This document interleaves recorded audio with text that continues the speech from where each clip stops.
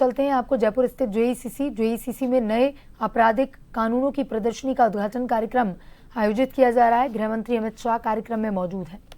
Bhajanlal Sharma ji, justice Sanjeev Prakash Sharma ji, कार्यवाहक मुख्य न्यायाधिपति राजस्थान उच्च न्यायालय, श्रीमती दिया कुमारी जी, माननीय उप मुख्यमंत्री राजस्थान सरकार, डॉक्टर प्रेमचंद बैरवा, माननीय उप मुख्यमंत्री राजस्थान सरकार, श्री सुधांश पंत, मुख्य सचिव राजस्थान, श्री गोविंद मोहन, केंद्रीय गृह सचिव, श्री राजीव शर्मा, महानिदेशक पुलिस राजस्थान, श्री भास्कर ए सावंत, अतिरिक्त मुख्य सचिव, सभी का बहुत बहुत स्वागत और अभिनंदन। माननीय का एक बार पुनः स्वागत जोरदार तालियों के साथ, तालियों के जय घोष के साथ माननीय गृह और सहकारिता मंत्री जी का स्वागत। आप सभी ने राजस्थान की इस धरा पर माननीय का स्वागत हृदयस्थ और अंतस्थ भावों से किया, कर्तन ध्वनि से किया और आइए करते हैं स्वागत का सारस्वत अनुष्ठान। राजस्थान की परंपरा के अनुरूप साफा पहनाकर अनुरोध करना चाहेंगे माननीय मुख्यमंत्री राजस्थान सरकार श्री भजनलाल शर्मा जी, हमारे राजस्थान की परंपरा के अनुरूप आपको साफा पहनाकर आपका अभिनंदन करें, स्वागत करें।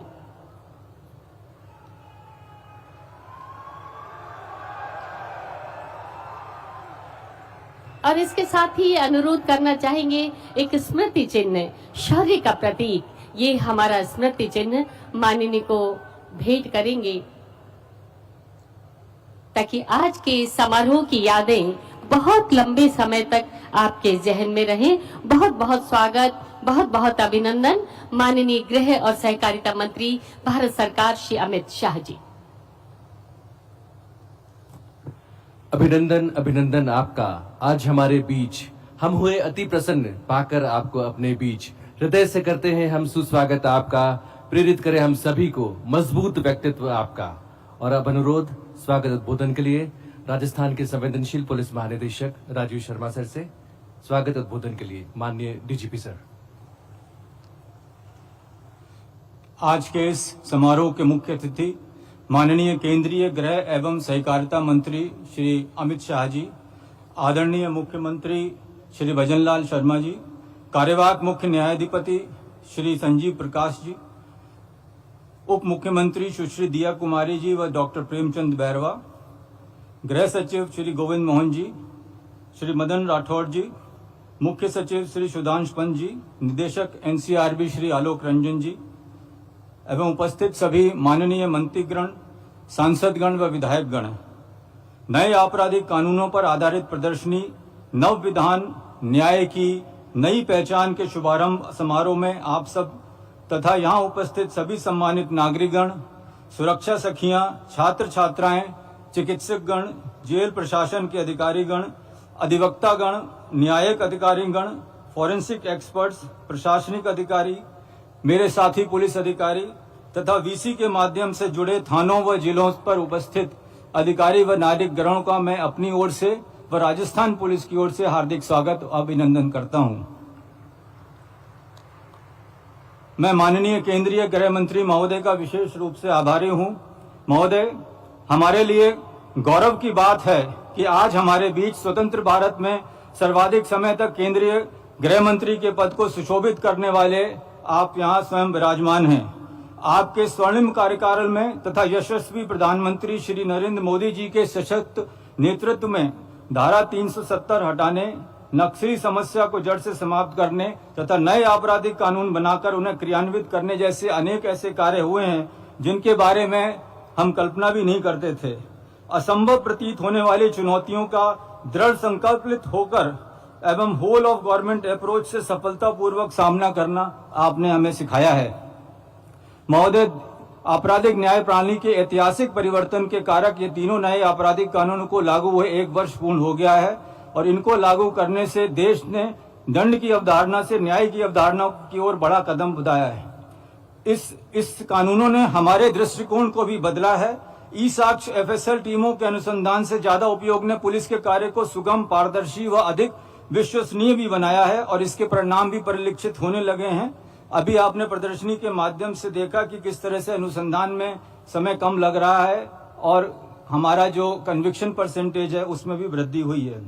महोदय, साथ ही मैं बताना चाहूँगा कि नाफिस के प्रयोग को भी हमने 81% बढ़ा के, जो पहले 1,44,000 डेटाबेस जनवरी में था, उसको अब 2,56,179 यानी 76% की वृद्धि हम अब तक कर पाए हैं।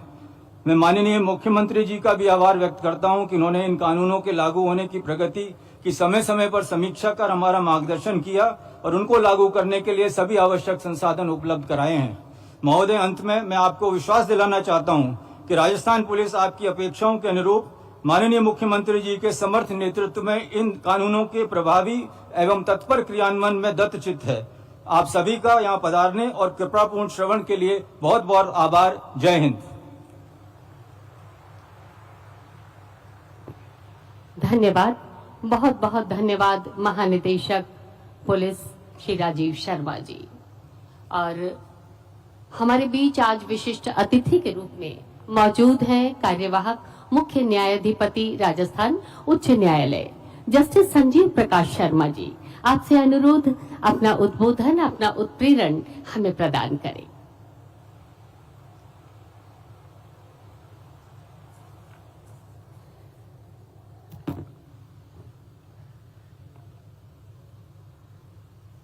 माननीय केंद्रीय गृह एवं सहकारिता मंत्री श्री अमित शाह जी, माननीय मुख्यमंत्री श्री भजनलाल शर्मा जी, माननीय उप मुख्यमंत्री श्रीमती दया कुमारी जी, माननीय उप मुख्यमंत्री श्री प्रेमचंद बैरवा जी, माननीय विधि मंत्री श्री जोगाराम पटेल जी, माननीय केंद्रीय गृह सचिव श्री गोविंद मोहन जी, माननीय मुख्य सचिव श्री सुधांशु पंत जी, माननीय पुलिस महानिदेशक श्री राजीव शर्मा जी, उपस्थित अन्य गणमान्य अतिथिगण, प्रिंट और इलेक्ट्रॉनिक मीडिया के बंधुगण, देवियों और सज्जनों, आप सभी को मेरा अभिवादन। आज मेरे लिए अत्यंत ही हर्ष का विषय है कि नए आपराधिक कानूनों से जुड़ी इस प्रदर्शनी नव विधान न्याय की नई पहचान के उद्घाटन समारोह से मुझे उपस्थित होने का सौभाग्य प्राप्त हुआ है। इस अवसर पर श्री अमित शाह जी, माननीय गृह एवं सहकारिता मंत्री की गरिमा में उपस्थिति ने कार्यक्रम की शोभा को और अधिक बढ़ाया है। मुझे इस प्रदर्शनी को देखने के उपरांत महसूस हुआ कि नए कानूनों से सभी स्तंभों यानी पुलिस अभियोजन, न्यायपालिका, कारागार और फोरेंसिक विभाग में हुए परिवर्तनों को प्रदर्शन करने की भली भांति प्रदर्शित किया गया है। इस प्रदर्शनी से आमजन को नए कानूनों की उपयोगिता के संदर्भ में जानकारी प्राप्त होगी।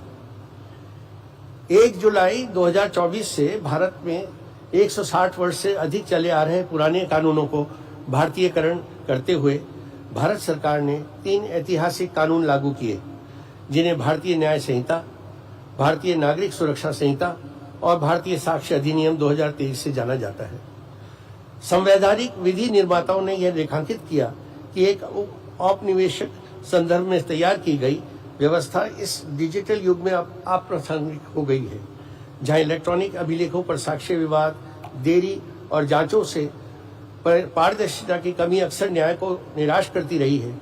नए कानून इन चुनौतियों से निपटने के लिए प्रक्रियागत नियमों को पुनर्संरचित करते हैं, इलेक्ट्रॉनिक साक्ष्य की विस्तृत प्रक्रियाएं सम्मिलित करते हैं और केस मैनेजमेंट टूल्स को प्रभावी रूप से लागू करते हैं।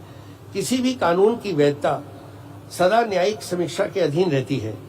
हमारे संविधान की भावना और उसकी अंतर्निहित सुंदरता यह अपेक्षा करती है कि विधायिका द्वारा निर्मित प्रत्येक कानून को उसकी संवैधानिक सीमाओं के भीतर रहते हुए उचित सम्मान और मान्यता प्रदान की जाए।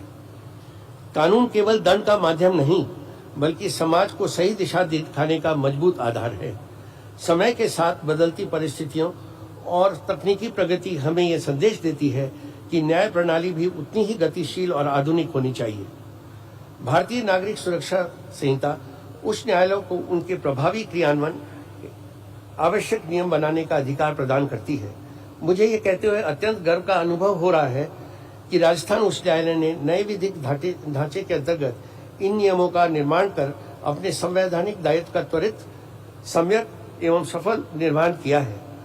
जिससे संपूर्ण राष्ट्र के समक्ष एक अनुकरणीय उदाहरण स्थापित हुआ।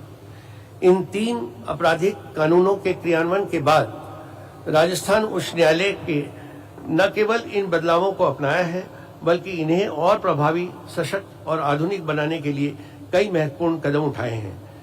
नए कानूनों को पूर्ण रूप से लागू करने के लिए समय समय पर राजस्थान उच्च न्यायालय के कंसल्टेशन के उपरांत अधिसूचनाएं जारी की गई हैं, जिनसे इन कानूनों को सुचारू रूप से और व्यवस्थित ढंग से इम्प्लीमेंट किया जा रहा है। इसी क्रम में सबसे पहले 1 जुलाई 2024 को एक अधिसूचना जारी की गई, जिसके तहत मेट्रोपॉलिटन मजिस्ट्रेट का नाम बदलकर जुडिशियल मजिस्ट्रेट कर दिया गया। यह बदलाव न्यायिक व्यवस्था में एक नई स्पष्टता और एकरूपता लाने के उद्देश्य से किया गया। इसके बाद 16 अगस्त 2024 को राज्य के गृह विभाग ने राजस्थान इलेक्ट्रॉनिक प्रक्रिया जारी सेवा एवं क्रियान्वयन नियम 2024 अधिसूचित किए। इस नियमों में अदालतों में नोटिस समन और आदेशों की सेवा अब डिजिटली और समयबद्ध तरीके से हो सकेगी। 10 सितंबर 2025 को 2 महत्वपूर्ण अधिसूचनाएं जारी हुई। पहली अधिसूचना राजस्थान ई साक्ष्य मैनेजमेंट रूल्स 2025 है, जिसके अंतर्गत अदालतों में डिजिटल और इलेक्ट्रॉनिक साक्ष्यों का सुरक्षित एवं व्यवस्थित प्रबंधन सुनिश्चित होगा। दूसरी अधिसूचना द्वारा कम्युनिटी सेवाओं के अवार्ड को दंड के रूप में प्रदान करने के संबंध में दिशा निर्देश जारी किए गए हैं, जिससे समाज सेवा को और सुधार के साथ जोड़ा जा सकेगा। 17 सितंबर 2025 को अदालतों में वीडियो कॉन्फ्रेंसिंग नियम 2020 में संशोधन किया गया, ताकि आधुनिक तकनीक का उपयोग करते हुए सुनवाई सुचारू और सुलभ हो सके। इन नियमों को न्याय श्रुति नियमों के रूप में जाना जाएगा। इन सभी कदमों के माध्यम से राजस्थान उच्च न्यायालय ने न केवल कानून के क्रियान्वयन को तेज और पारदर्शी बनाया है, बल्कि न्याय और तकनीक में सामंजस्य स्थापित करके एक नए युग की शुरुआत की है। इस दिशा में और आगे बढ़ते हुए राजस्थान राज्य न्यायिक अकेडमी द्वारा सभी न्यायिक अधिकारियों, अधिवक्ताओं और अभियोजन अधिकारियों को प्रशिक्षण दिया गया है। इसके पश्चात न्यायिक अधिकारियों को 16 जिला कलेक्टरों में अलग अलग प्रशिक्षण भी दिया गया है। इस सार्वभौमिक प्रशिक्षण की नींव से यह संभव हुआ कि न्यायाधीश और अभियोजक तुरंत नए वैधानिक आदेशों, समय सीमा, case management tools, e filing और mode of hearing and standard of new evidence को आत्मसात करके और इन नए कानूनों की अनभिज्ञता किसी भी रूप में किसी भी पक्ष के लिए बाधा न बन सके। इसके अलावा राजस्थान न्यायिक अकेडमी द्वारा भविष्य में भी इस दिशा में कई वर्कशॉप, सेमिनार और आयोजित करवाए जाने प्रस्तावित हैं, ताकि ये नए कानून जन जन तक पहुंच सके। मुझे ये बताते हुए अत्यंत हर्ष हो रहा है कि राजस्थान देश का पहला राज्य है जिसमें त्वरित transmission of warrants and summons and there report by IT system को लागू किया है, जिसका उद्घाटन देश के माननीय प्रधानमंत्री जी द्वारा पिछले वर्ष 25 अगस्त 2024 को राजस्थान उच्च न्यायालय के प्लैटिनम जुबली के समापन समारोह के अवसर पर जोधपुर में किया गया था। यह पहला CIS, CCTNS, ICJS और NSTEP को एकीकृत करने वाला देश का पहला मिशन मोड डिजिटल समाधान है। राज्य की इस पहल ने न्यायालयीन प्रक्रिया में तेजी, पारदर्शिता और डिजिटल ट्रैकिंग को सुनिश्चित करने के क्षेत्र में राजस्थान न्याय को अग्रणी बनाया है। त्वरित के माध्यम से राज्य में ऑटो जनरेटेड द्विभाषी वारंट और समन इलेक्ट्रॉनिक रूप से प्रेषित किए जाते हैं, जिससे न्यायिक आदेशों की पालना में न केवल समय की बचत हुई है, बल्कि मानवीय त्रुटियों में भी कमी आई है। पुराने युग में न्याय व्यवस्था ज्यादातर अक्यूज सेंट्रिक रही है। औपचारिक समता, कड़ा प्रमाणन और अभियुक्त की प्रक्रियागत सुरक्षा को प्राथमिकता, लेकिन पीड़ितों की सीमित विधिक मान्यता मिलती थी और बाधित प्रतिपूर्ति या भागीदारी के अवसर नहीं थे। पुराने ढर्रे में जहां डिले, डिग्रेडेशन, बैकलॉग और मैनुअल रिकॉर्ड त्रुटियां आम थी, नई व्यवस्था इन बाधाओं को कम करने, फॉरेंसिक विश्वसनीयता बढ़ाने और श्रृंखला सुरक्षा मजबूत करने का लक्ष्य रखती है। नए कानून इन असंतुलनों को सुधार करते हैं, जैसे कि अभियोजन वापसी से पहले पीड़ित को सुनवाई अनिवार्य करना, विक्टिम कंपेंसेशन और रेस्टोरेटिव विकल्पों की सजा में शामिल करना, गवाह या पीड़ितों को गोपनीयता, सुरक्षा और सहायता का विस्तार भी इसमें शामिल है। साथ ही नए कानून अभियुक्तों को अधिकारों को समाप्त नहीं करते बल्कि संतुलन का पुनर्स्थापित करते हैं। फिर भी ये सुधार केवल तभी फलदायी एवं असरकारक होंगे जब आधारभूत फॉरेंसिक लैब्स, प्रशिक्षण परीक्षक, डिजिटल नेटवर्क पर्याप्त हों, क्योंकि सर्वोत्तम कानून भी उन स्थानों की कमी को पूरा नहीं कर सकते जहां संसाधन सीमित हो। राजस्थान में समुचित प्रशिक्षण दिया गया है और इस कारण ट्रांजिशन की प्रक्रिया राजस्थान में अपेक्षाकृत अधिक सुलभ और सुगम है। अब असली परीक्षा यह है कि संस्थागत क्षमता जैसे कि फॉरेंसिक लैब्स और डिजिटल इंफ्रास्ट्रक्चर इत्यादि कैसे खड़ी होती हैं, न्यायालय कितनी दृढ़ता और विश्वास से तकनीकी अनुपालन को लागू करते हैं, सतत निगरानी कैसे सुनिश्चित करते हैं और ये वैज्ञानिक आदर्श रोजमर्रा की न्याय प्रक्रिया में स्थायी रूप से प्रतिफलित हो सके। नए आपराधिक कानूनों के प्रभावी क्रियान्वयन के लिए यह आवश्यक है कि सभी घटक एक ही दिशा में कार्य करें, जिससे कि न्याय की प्रक्रिया पीड़ितों और अभियुक्तों को के जीवन में वास्तविक न्याय के रूप में प्रकट हो सके। मैं आशा करता हूं कि भविष्य में राज्य सरकार और न्यायपालिका संयुक्त रूप से इस तरह के कार्यक्रम आयोजित करेगी, जिससे कि इस महत्वपूर्ण विषय पर और अधिक चर्चा और विचार विमर्श किया जा सके, ताकि हम इन नए कानूनों को अधिक बेहतर रूप से लागू कर सके। आप सभी को दीपावली की अग्रिम शुभकामनाओं के साथ धन्यवाद। जय हिंद।